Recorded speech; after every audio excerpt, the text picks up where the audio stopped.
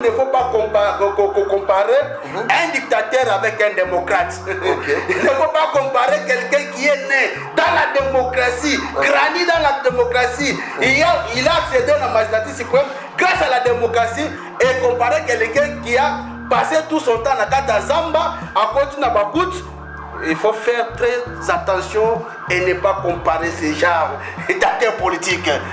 Oyo, nous avons Congo et Zobeba, on a inconscience na mitema ya mabe.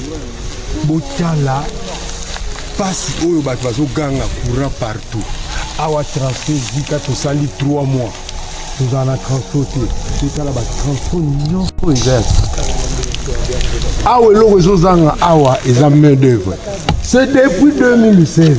Ça là bas câble ba 36 ka 95 carré yango ezopola awa. Bozoko mona torsade yangoyo. Bozoko mona ba fil ni yangoyo. Na eboti na zamba epe ezoko beba. Et nazo kamwa. Moi j'ai vu des vidéos là. En tout cas de konanga na sirikaki makasi na baki c'est de la méchanceté. OK. Pourquoi? Parce que ezala ba pays mususu bazo profiter na courant na biso. Délestage pas na bango ba yebi angote. Mais biso moko ba kolo courant. Okuta ke noto Kabila il a biso système à délestage. Vision ya UDPS sur la lutte. Na ya PPRD au moins que différence c'est ça musique. Très bien. PPRD créé na gata pouvoir. Contrairement à l'IDPS, il y a l'idée pour accéder à la magistrature suprême d'une manière pacifique. De ce côté-là, pas de leçon à nous donner nous. Autant de partout où il va s'engager qui va contribuer au développement de la cannabiso. Ndeko, au côté de la professeur d'université, bakoma qui va dans l'école maternelle de Kingakati. OK. Tous en a image yomoko yebi, batanani mulongo, c'est-à-dire que diminuer l'enseignement, diminuer la science, humilier tout un corps scientifique. À la République démocratique du Congo, on est à l'époque qui a perdu. Pour que PPD, avant de se pouvoir naïe, abandonné qu'on dédoublé ma parti politique. Contrairement avec Fatih Béton. Les lots qui jamais au Boka non, MLC bis, OMLC Thomas Louaka, OMLC non. Jamais les lots que non, nani INC, le Vieux Nabiso, Boudon Mayo, tout ça. Jamais au Congo.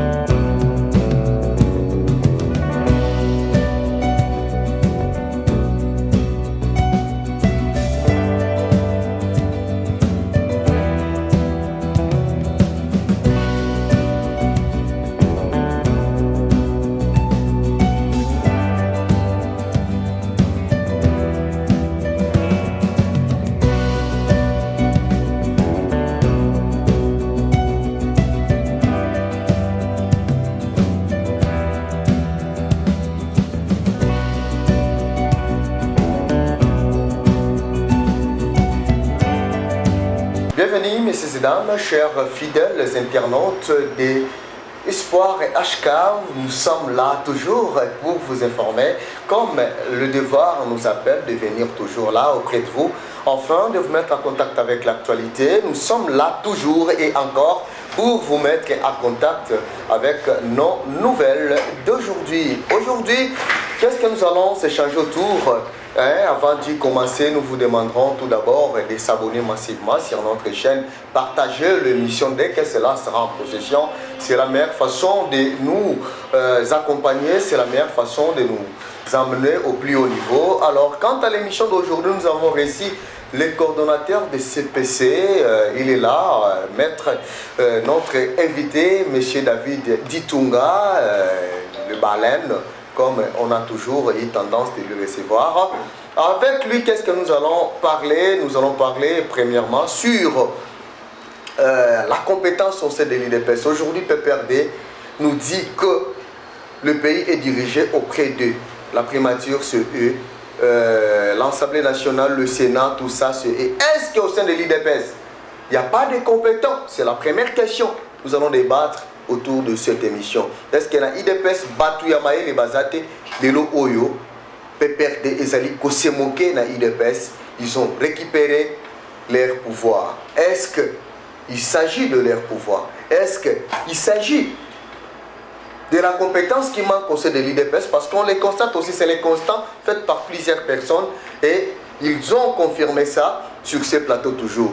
Est-ce que Koloba était dans le cas IDPS Oyo Bazalina Boania Wana ya Kukoka pour changer Makamoudé Bazangi?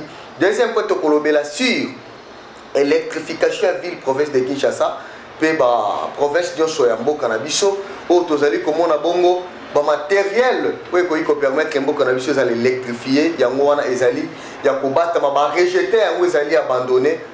La triste sort na yango, il y a Mbo Canabiso, Tozali pour faire face à la coupure d'électricité, 33 ans nango, rejeté dans Kati ya Zamba. Dans Kati ya IDPS, ni Ezali Kosimbate. Et qu'en est-il avec l'affaire de deux secrétaires généraux au sein de l'IDPS? Koto Tomoni Augustin Kabouya, Koto Tomoni de Kodeo, Oyazali Bongope secrétaire général. Alors toi Likoye Bati Bidinga Bidinga Oyo Uchua Pinde, Mwana Tolukai Toyamba, Mwana Mboka Oya Lobaka ka vérité. Yena Munokonae, Ezalaka les vérités. En dehors de ça, il n'a rien à dire. Raison pour laquelle nous avons réussi. Mwana Mboka David Tumambo, Tepe Boye Malam, nous sommes au Kolomalelo, dans HK Télévision. Mbote Manamboka Jonsi, merci beaucoup pour l'invitation.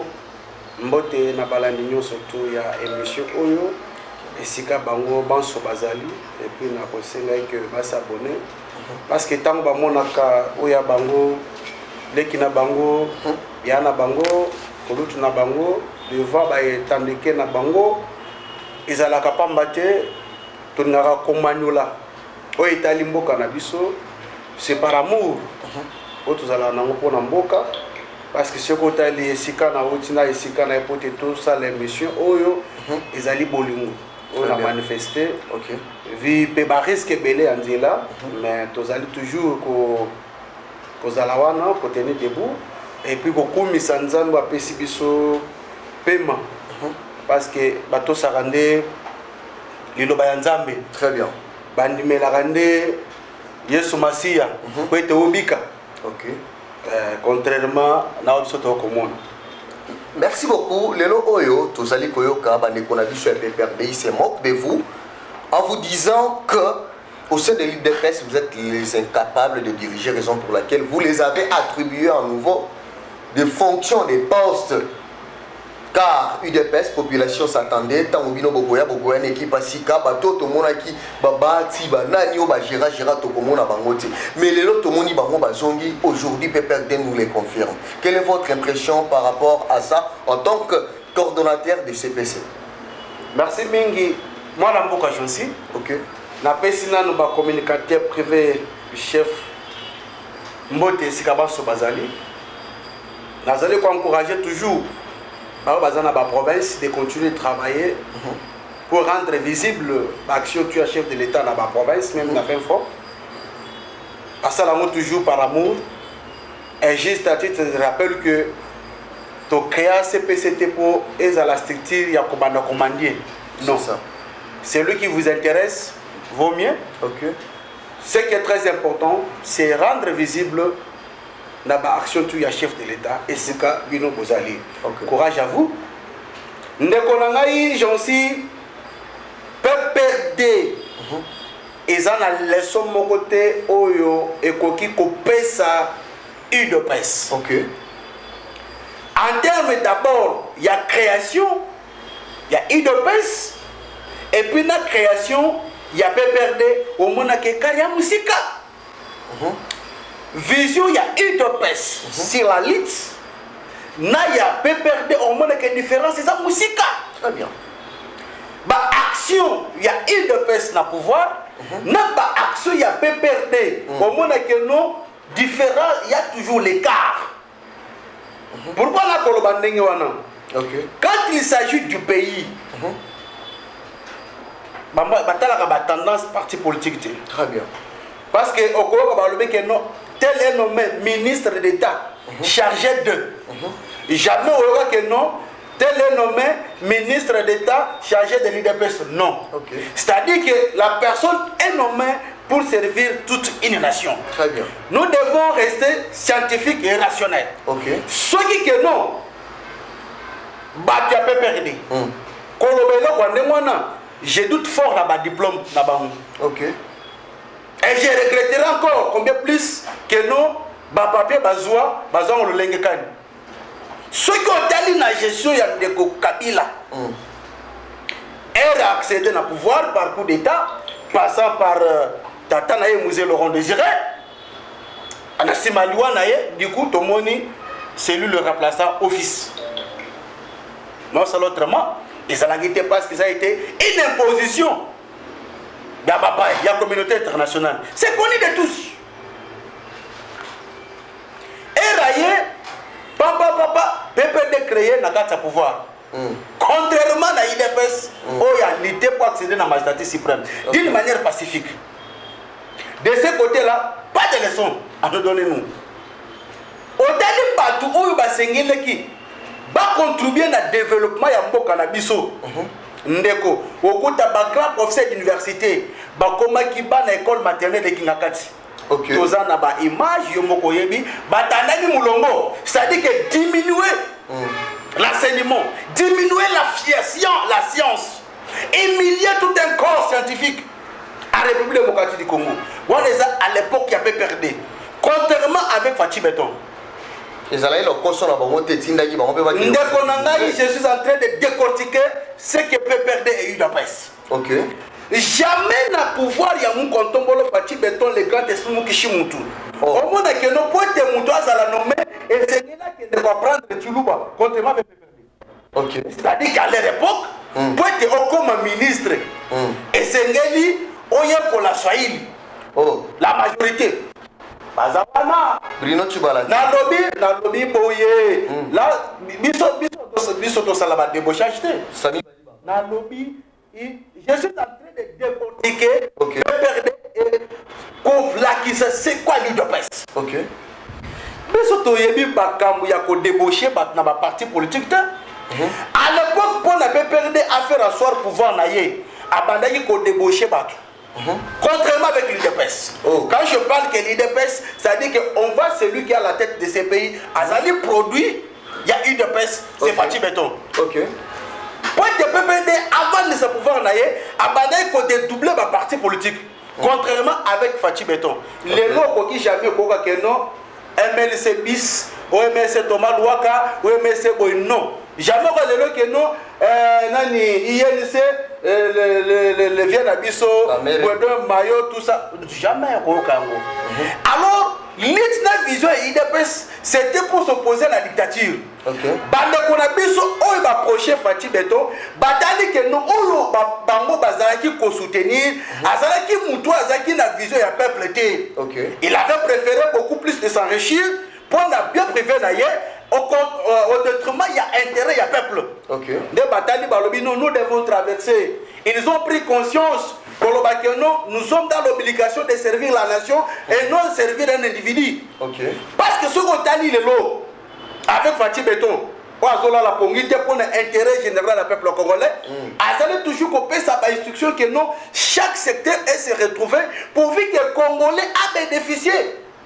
La richesse en Boka parce que cela est garanti dans notre constitution.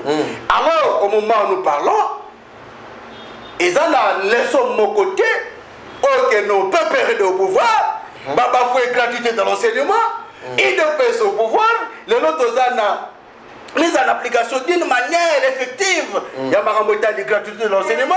Peuple perdent au pouvoir, c'était la destruction totale. Il y a l'entreprise de l'État au profit. Il y a entreprise, il y a individu. Peuple au pouvoir, c'était enlèvement.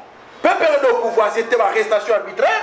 Peuple au pouvoir, c'était que non, Makambo état des droits et égalité. Mais aujourd'hui, avec Félix Antoine Tshilombo Tsekedi, Fatih Beton, IDPS au pouvoir, tozali na gratuité de l'enseignement, tozali na gratuité en maternité, tozali débit déjà et bandeli à couverture santé universelle.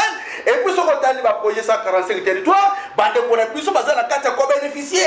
C'est-à-dire, il ne faut pas comparer les jours et la nuit. Il y a pas trop yo, bah il y a pas de mamboka, na mutua ya pes sourire. Et puis pour votre information, avec Fatih Betomo Kontombolo, Kalamingité na Matadi, na port na biso bazali ko moderniser yango.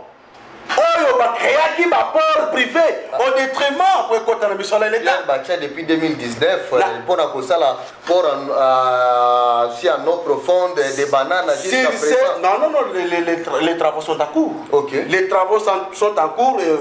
Vous êtes un journaliste d'investigation, vous pouvez même appeler bateau bazam au pandi qu'on a que non, mais ça les ali ko salama. Ko lingate que non pas sala musala, oh le lokuna to banda ko tomber, to banda ko compter ba mort ou bien tout sorte d'accident. Non. Et ça les misolalité, les ali kobima et c'est ngeli pas ça la biso pour les ali durable. Oh ko sala que non, lobi kuna to banda ko le la te que non tala le président de la République est là pour travailler. Rien que pour l'intérêt du peuple congolais, mais ça là, il y a port profond à banane les alliés salama sans problème. Et puis d'ici là, vous verrez lui-même le président Kokita, s'il était pour inspecter de près, bah misal les alliés salama. Merci beaucoup. C'est un peu la modernisation pour la matière.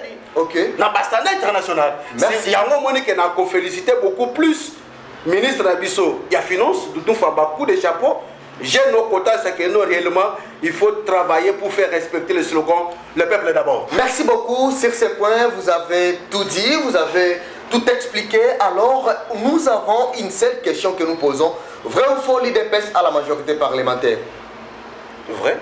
Alors, combien de fortes raisons l'IDPS à la majorité parlementaire et en l'Assemblée nationale, on retrouve un allié qui est Vital Kamerhe, fruit du peuple. Mais moi je pense que nous, ils allaient par résolution, il y a négociation, il y a union sacrée, il y a présidium. Tout en se référant à l'autorité de référence qui est le président de la République. Okay. Parce que nous sommes censés, nous sommes tous des Congolais. Est-ce que c'est pas parce que le chef de l'État il n'y avait aucune autre personne qui devait, surtout l'Assemblée nationale? Moi, je peux être contre. Mais si cela vient du président de la République, j'ai l'obligation de m'incliner devant sa décision. Mais ils ont fait en sorte que les lots IDPS a humilié la PPR. De rappeler que Bangonde, bayebi musala de ngona boso kokate bino mokonde bochaki bango mususu kutake plino ya bisibiso IDPS azali ko rêver ko sala ta mandat na ye e meka ko kanata mutiena o pepe da sala na mboka o ye azwata souffle ya kopemela na obinde kona ngama loba ndengwana soke na bite bazo courage bakende baloba ba popo ndengwana devant famille ya osimukindi. OK. Bazo courage bakende baloba maloba wana liboso ya famille ya Florent Chebea. OK. Na Armand. Bazo maloba wana bakende baloba liboso ya ba combattant brûlé calciné vif na kata partie des PES. Contrairement à l'époque na bango lelo okomona keno IDPS au pouvoir mais Moutalati pour la Joseph Kabila et Chadad azo le canal boso ya permanence à IDPS ça pourtant azal inquiété contrairement na bango babetaka nazo bisayo c'est faux et archi nazo biso que quand on est posé la 21e siècle boye et que le rwandais le salami de kokomona ba vidéo kotambola c'est-à-dire que non ne faut pas comparer un dictateur avec un démocrate. Il ne faut pas comparer quelqu'un qui est né dans la démocratie, grandi dans la démocratie, il a accédé à la magistrature suprême grâce à la démocratie et comparer quelqu'un qui a passé tout son temps dans Kata Zamba à continuer à Bagout. Il faut faire très attention et ne pas comparer ces genres d'acteurs politiques. Merci beaucoup, il ne faut pas. Ça s'est manqué, énerver même la population. C'est vrai. Ndeko, discours d'Andéwana, il faut que nous mettons les bosses à la fausse commune. Pour dire que non, Péperda va bien diriger ces pays. C'est vrai. Ils n'ont pas eu les leçons à donner au peuple congolais. Mais vous pouvez. Pas qu'il n'y ait pas de fausse commune. Pas qu'il y ait milimo. Il y a fausse commune. Et la Moukaï, il n'a pas de mingongo. Ça énerve. Ça énerve. Pour prouver à la population que oui, IDPS a géré dans l'institution plus que PPRD. Parce que le lobby va prouver. Le lobby, j'ai dit soumis dans Toulouka, en route dans PPRD, dans la conseil, il y a un coco samba, primature, les lots cooptés par PPRD. Si Bissot Vital Kamere, fruit à PPRD dans l'Assemblée nationale, prouver Bissot le contraire. Azalaki ministre du sport, les lots Azana Sénat, Jean-Michel Samalou. Voilà. Omoni lelo batu soit natango bazalaki tout autour ya ndeko Kabila. Ezalaki impossible pour na bango bavandi sa gratuité de l'enseignement. OK. Tango batona bazalaki tout autour ya ndeko Kabila, bazalaki incapable ya kovandi sa santé universelle où ezali lelo visa chef de l'état ou binenge bandi. Et puis tango batona bandaki kozala tout autour ya ndeko Kabila, démocratie ezalaki bafoué, état de droit n'en parlons même pas. Je pense que j'ai parlé ici, j'ai évoqué tout soit énuméré ma caractéristique où ils allaient sa difficulté, sa différence entre PPRD en tant que pouvoir et les lots UDPS au pouvoir avec ses alliés. Okay. Alors, il y a un autre Kolobakeno, Bandeko, Ezande Kozanga ya Koloba. C'est-à-dire que Moutavani Boïbazan a leçon Mokote Rokopé, ça n'a pas peuple congolais. Yo Lelo, ils ont fait 18 ans à pouvoir, incapables de construire Tokopé Sabana Kaluka Pont. Lelo avec Moukwantom Molo Poezana Kaluka. Lelo, en face, il y a parlé du peuple. Tozali na centre culturel pour l'Afrique centrale.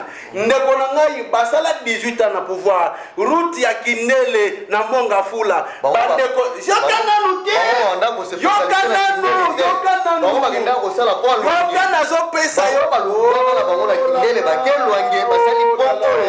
Troisième point. La fois passée, tu as méga kolobela makambu ya madame honoraire au Katakingai. Toujours en tout cas,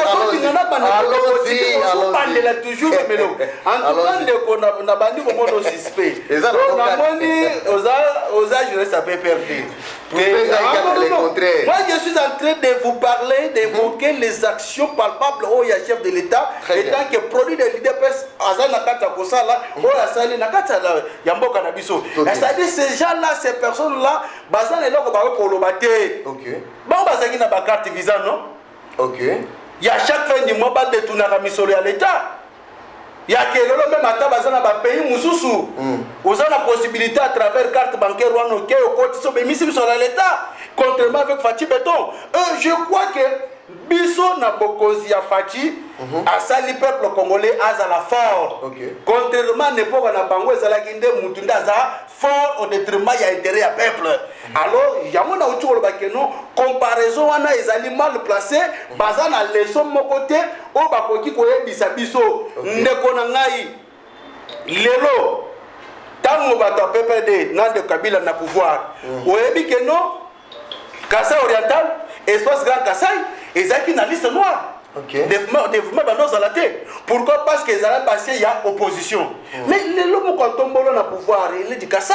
Mais au moins dans Makambo, il y a ça, il y a Grand Katanga. Donc, il y a une entreprise qui déjà n'a pas poche à Batou. À ce moment on a l'État. Bango babo maki ba entreprise ya l'État bazwa ki ba carré mine komaki ya bango entreprise à l'État komaki ya bango mais le président de la République a fait le nécessaire ya ko boto la entreprise de l'État o komaki to ba société de l'État o komaki na ba poche ba dongolo mus na ba tumusobi ba kamamboka o ezongi lo na l'État. Mais est-ce que ba tu andengwana ba ko kozala na leçon poser bango question que non biso nyonso tout ozali ba congolais na époque na bango Kassai espace Grand Kassai salaka bango nini. Est-ce que les autres ont une opposition? Il y a des gens qui bazali ko sa l'opposition avec le président de la République. Mais bandu les ana kata ko tongo à travers projet 145 territoires na lobby mine de côte ande ko na assemblée nationale Baboyi province ya Kwilu précisément na territoire ya Masimanimba na Yokama kuna na Yokamo na Nord Bangi banda vient na biso ya Seni akanga yango lelo oyo ba territoire wana ezana ba représentant na bango tezwa na assemblée nationale donc ba député national na kati ya Yokama na la territoire ya nani ya Masimanimba kuna bazali te ata moko te tant soit national et provincial. Je crois que vu la réalité, c'est parce qu'on a reconnu le député dans le secteur de Robiwana. Alors, tout le monde a notre trompé opinion. Non, ce que vous dites là, c'est faux et archi faux. Mais il y a des réalités qui ont poussé que les autorités prennent des dispositions possibles pour ça la représentativité. Ils ont reconduit les alors, il y a un les lois sont dans la province où ils ont l'opposition. Dans mon Félix Antoine Tshisekedi, mais ils ont bénéficié du projet à 145 territoires. Ils sont dans la province où les lois et côté les méla, tête, je parle des leaders de la province qui font l'opposition face à Moukantombolo. Mais les lois pour les autres dans la province. Ils sont dans la province où les leaders parce que c'est tout à fait normal nous sommes l'opposition. Mais s'il s'agit, il y a gratuité de l'enseignement au côté de la province. Contrairement à Bango. Parce que la constitution, et bien ici, surtout les Congolais, tous moko, parce que tous moko. Mais à leur époque, c'était la division totale. C'est-à-dire que gratuité, ils ont qui divisé, ils ont qui une catégorie, ou ils ont qui spéciale. La catégorie nous non considérée, mais les hommes quand on rentre d'une manière effective. C'est-à-dire que ces gens-là, par manque d'arguments, Congo et CPC déjà, mais pour la Maramouitali Congo, Babo Sanango, parce que la chef de l'État, Félix Antoine Tshisekedi Fachi Beton, le grand esprit Mukishimutu, est en train de travailler pour le bien-être de sa population. Merci beaucoup, mais les locaux dans la zone Yaxnel et belé à câble. Plus de 40 transports au côté qui électrifié à ville province il y a quel grège de électrifié à ville ya Kenge ou soit à Massi ou bien token de la province belé où ils ont électrifié tout le monde à la volonté d'un seul individu ils ont bloqué quelque part babilo ko na nyonso est limité et bande ko na ba komi obenga volonté président de la République pour natina à s'impliquer na côté wana pour natina été yango ekoka ko za la distribuer na ba centre électronique nyonso. Quelle est votre réaction par rapport de volangage aussi mbodi mboka Congo exacte que nous pour olikamba misoloté mboka Congo pour kende liboso ezalikamba volonté. Mboka Congo pour kende liboso esengeli d'abord congolais alingande koné congolais. Ça c'est bien. Mboka Congo pour kende liboso esengeli congolais ala kisa bolingo mboka na ye. Très bien. Yango mikolo yo ezaka système que construisons chez nous. Totonga et panabiso. Kinshasa pèse panabiso. Mais comment ça n'a été un dégojansi, n'a dégoûté tout le monde, basape na ba province tabango. Très bien. C'est-à-dire que ceux qui le yozui, on préféré kotonga na Europe, au lingimboga na yote. Ceux qui le yozui, on préféré aux ambongo na yo, au bon bisango na ba banque ya ba paya, na poto, au lingimboga na yote. C'est-à-dire nous devons commencer par aimer le pays. Pour les salibis ceux que tout ça nini, tous là, et notre c'est pelaka na richesse nango. Quand moi j'ai vu des vidéos là, en tout cas de konanga na sirika ki makasi na baki, c'est de la méchanceté. Pourquoi? Parce que et ça là ba pays mususu bazo profiter na courant na biso. De l'estage pas na bango ba yebi angote. Mais biso moko ba kolo courant, okuta ke noto Kabila il a biso système à délestage. C'est vrai. Un peu perdu. Mais biso Congo au moment non voulu. Bah tu as peu perdu. Bah bête kata bisolo à Congo parce que par là ils vont m'énerver. C'est vrai. Biso ba mamba délestage, ceux qui délestage les autres à Congo ils apprennent à peu perdre. Ah et bien Congo qui rebondissait. Na lobby babilo kwande est-ce que babilo kwande ngwana le maladie à perpétuité na lobby boy babilo kwande ngwana kale bande ko za révéler mais les ceux qui tokomi ko dévoiler yango c'est pas c'est-à-dire que nous avons un président qui aime le pays et puis qu'on a dit ça bolingo ya zona mopona mboka pe à vacciner le peuple congolais ou peut-être va s'en pour vivre dans l'ignorance. Je crois que moi j'appelle que l'intervention des autorités compétentes de sanctionner le médecin en question parce que ils ont mal à monter courant ezoya 0h et 4h Olandi boye yoka ba transport kone kangami c'est de la méchanceté voilà. En tout cas de ce côté là pas de pitié Mutone sengeli pena akangama et puis de konanga ina profiter sous na micro na yo tomoni ndeko ministre Constant Mutamba a initié projet de loi mais esengeli abanda ko expliquer biso Omani makambo interpeller, vous pouvez initier des bons makambo kitoko, mais ce qui est communication ça malamu te moyen peuple à comprendre ango exacté. La population a besoin de l'interprétation authentique ou bien doctrinale par rapport au projet de loi naie où il a déposé to comprendre ni ne lobami kuna na kati. Bien sûr, c'est bien bon courage. Alors que non, il faut avoir de faire des réformes courageuses na kati à l'État. C'est bien bon. Et puis je peux ndeko. Et dingo lobate que parce que tu souffres de financement ou bien fonds de fonctionnement, il y a un ndeko sala que non, on le canava ya mafia pour ne nuire na mboka. Non, et c'est que tu remettre biloko no surtout en ordre. Ce qui est le misolo à l'état kota na misolo à l'état et zo kota na poche à l'état, je crois que koza na temo banda ko pesa ba frais de fonctionnement. Pour ce thème, nous demanderons à notre frère JDK, pesa biso moi image wana o ya ba transfo et kangami et belé na ba câble ya ba millions de mètres et ça kuna sans distribuer à la population o azali ko gangréner na problème ya électricité comme ça. Merci beaucoup de couper ces éléments là comme ça on va chuter. Grandi au petit séminaire de Maïdi où se trouvent les matériels de la Société nationale de l'électricité. Sur place, les constats restaient amers. Un dépôt à la Belle Étoile, des matériels abandonnés avec des transformateurs tout neufs, des câbles électriques qui ont coûté des millions de dollars au trésor public. Lelo oyo nzomona ke Congo ezobeba pona inconscience na mitema ya mabe. Botala pasi oyo bato bazoganga courant partout. Awa transfert zika tosali 3 mois. Nous en a transporté. C'est là bas transport non exact.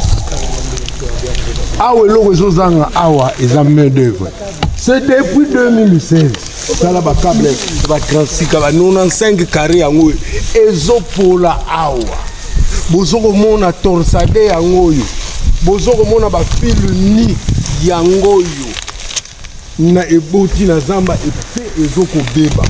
Et nazo kamwa honorable Ntingi bambongo nyonso bozana ngo ba notable ya Congo central plus de millions ya ba dollars ekufia botala pona ko électrifier nge bana lefu. Mais où sont les députés? Est-ce que je veux voir les gouverneurs botala où ils ont encore main d'œuvre 55 000 dollars pour Bassa Biloko. Pendant que plusieurs provinces et coins de la République démocratique du Congo peinent à trouver les matériels, à Maïdi, à 15 km de la cité d'Ikissi, plusieurs millions de francs congolais sont abandonnés à la merci de tous. Botala bino moko kindoka na Congo. Botala wana kuna bomoni za 4 yango wana. Mususu eza kuna. Misusu yango wana. Nyonso eza pempa neuf ezo pola awa ba câble quel sabotage pona nini pona conflit ba politiciens ba lingi kozala ensemble té. Allons-y. Oui, en tout cas, des cours-phases, elle a vraiment sanctionné. Je crois que télévision, les radio, donc bien ici, je vais intervenir. Et puis, tous les senga, instituer une loi, peine de mort, contre Moutinousto à détourner l'État. Très bien. Alors, pour votre point de presse, aussi bien qu'on a... Oui, je crois que na koye bisa bande konangai banso. Lelo ezali na badongolo miso oyo ba se ranger derrière ba M23. O lelo ba komi ko sala campagne de diabolisation pour être makambo kotalama réalisation na DGI à travers les DG Barnabé Mwakadi. Oyo lelo ezana badongolo miso ba ke ko recruter ba communicateur M23 pour na kobonisa cette institution. Alors Ndeko, Nathan ou y a PPRD, on ne parlait pas de la DGI. Mais les lois... ça existait. Ça existait. L'entreprise existait. Mais on ne parlait pas de la DGI. Ça faisait aussi des records. Ah, mais bon, on est bandé qu'on ait na poche à Batou. Mais les lois, oui. Mais les lois à travers l'honnêteté, sincérité, il y a moi dans Mboka DG Barnabé Mwakadi. Misolo e bandé ko kota na ba poche à Batou et comme kota na caisse à l'État. Il y a ngozali comme na kolelo ko soutenir l'action sur la voie publique. Na makamusu ezali ko que tout le peuple, toute cette population, azali kokutana na yango. Yango nazo bisa ba Congolais. Et puis qu'on la sembela na Mozambique que non, quel est toujours liso Nicolas ya liso le DG Barnabé Mwakadi travaille selon sa vision et de leur vision toko applaudir mutu c'est par rapport ya ba réalisation na ye. Alors yango toko bisa batu que non ba dongolo miso ba ke ba na campagne ceux qui ba moni moto azali ko combattre ba réalisation ya DG Barnabé Mwakadi ba ke non mutu ana azali communicateur ya M23 o lelo ba komi ko luka ke non DG ezo mais pas mutu oyo lobi kuna akobanda ko luka par quel moyen ya ko financer rébellion ya nanga po nanga ye wana akoloba ke non batuti baza ba congolais encore aller mera 10 yango wana ezali déjà na nzela. Alors, ceux qui te montrent le rendez-vous, Togolingangote. Au Etali, point de presse, je pense que nous sommes là toujours pour aider le président de la République. Ceux qui te montrent que Moutawa Kosala Malamu, Tokobeta Maboko. Ceux qui te montrent que Moutazali Libanda, il y a visant chef de l'État, Tokosani, Toko dénoncer un mot. Parce que les lois basali comme on a un conteneur, Nakata Fikin. Quand que non, un conteneur local, Yaki, et ça pour la Fikin. Ils ont un contrat et signamaki. Pour la réhabilitation africaine, je crois qu'à travers point de presse, beaucoup en long à large, où nous en sommes avec le dossier FIKIN.